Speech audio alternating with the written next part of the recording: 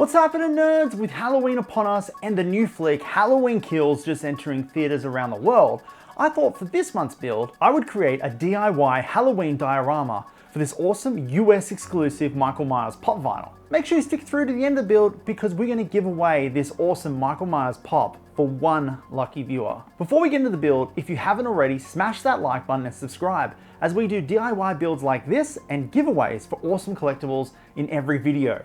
As always, these builds are simple enough for anyone to do. So if you're a novice or if you're a beginner, don't worry, this is going to be awesome and perfect for you. So get your phone ready and let's get into it.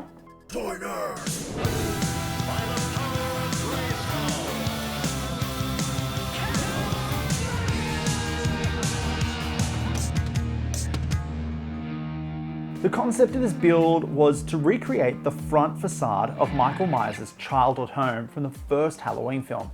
But I quickly realized that to build the entire facade would be an absolute joke and it'd be absolutely huge. So I opted to just make the front door and the front patio. First thing to do when you're starting off with a build like this is you want to measure up the thing that's going in the build. In this case, it's the Funko Pop. He's roughly about 10 centimeters tall or about 4 inches. So the house should roughly be about 18 centimeters high and about 20 centimeters across. The foam I use in these builds is insulation foam and can be found at any hardware store. And you're going to need 2 of these pieces cut, one for the back and one for the base. And of course, I wanted to have a raised patio and a roof, so cut 1 extra piece, 3 pieces in total, and cut that 3rd piece straight in half. I also cut some little strips out for the stairs, the columns, and the railings. Now that's everything cut, so we can start assembling. For the assembling part, I just use hot glue. It's really easy to use, it works great, and dries in a flash. It's also really cheap. Once I started to assemble it though, I started to quickly realize the roof in the film wasn't as slanted as mine, so I actually had to trim this down. But don't glue the roof on just yet. Keep that and the railings and the columns to the side. It'll make it so much easier to paint later on. Once the back, the base, and the porch steps are all glued together, grab some Mod Podge and give the entire thing a coat or 2. This will help with the painting stage as the foam tends to be eaten away if we start using enamel paints or glues. It also minimizes the soaking of the paint into the foam. So the less paint means a cheaper build. Then we can move on to the cladding and the decking. This is all made from popsicle sticks. So first off, you're going to measure out about 30 of these bad boys and trim them down to size. I use a Dremel motor saw for this, but it can easily be done with a pair of scissors or a box cutter. For the decking, it's just a simple measure and fit and glue. But for the cladding, we have to make sure it's overlapping, and that will give us that true cladding look. And so you start at the bottom and start overlapping as we go up. Before I did the cladding on the roof, I added in these $3 LED lights. Basically, I did it all by eye. I just got it in the Dremel and trimmed out a space for the cabling and a space for the lights in the front. But then I also decided I wanted to add it in the jack-o'-lantern, so I drilled a hole straight through the middle. And that's how we get the lights. I was planning on covering the glass up with baking paper and some plastic, but then I quickly realized that that would be a pain in the butt to do with all the measurements. So I just filled it in with hot glue and it worked amazing. And I'm definitely gonna be using that for later builds. For the roof, I just used giant popsicle sticks. These things are about 10 times the size of normal popsicle sticks.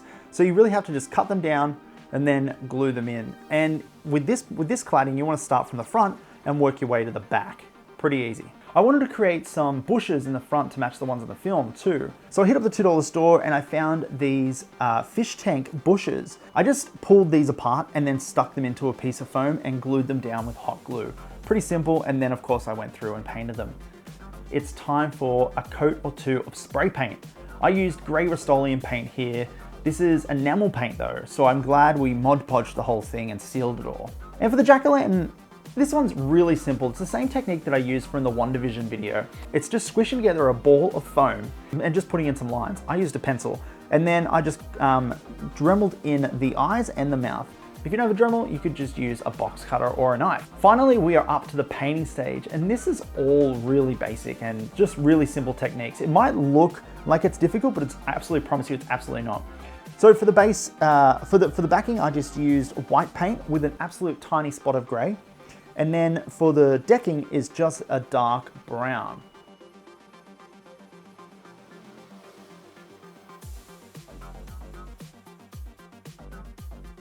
Next is dry brushing. This is where the diorama really comes to life. Grab a light brown for the decking and a very pale yellow paint for the rest. Dry brushing is super simple too. Just put on some paint onto a flat disposable brush and wipe about 99.9% of it off. Then just start painting the edges, and think of this like as a wear and tear sort of stage. We really just want to bring out the grain of the wood and make the house look like it's lived in.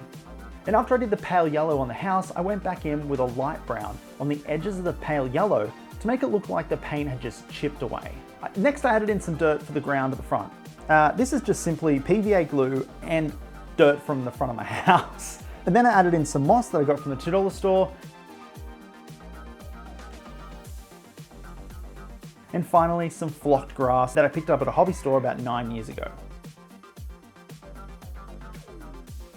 Finally, I created the strode sign in the front and the no trespassing sign on the front door. Then I glued everything into place and it was done.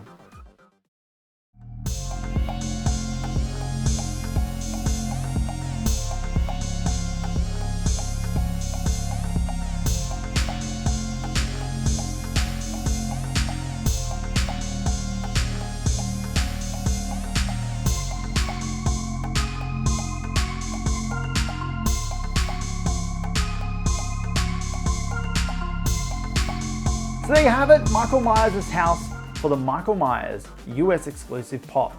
If you want to pick up the pop or any of the tools that I used in this video, the links are in the description below. Now for the giveaway.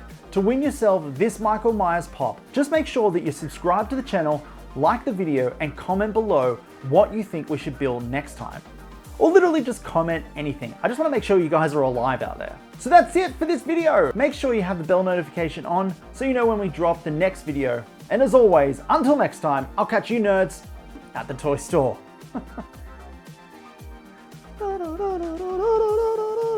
What's up, nerds? It's me, Kevin Smith, man. You're watching Ryan and Draz on Toy Nerds. These fucks know their shit, man. What up, those toy nerds?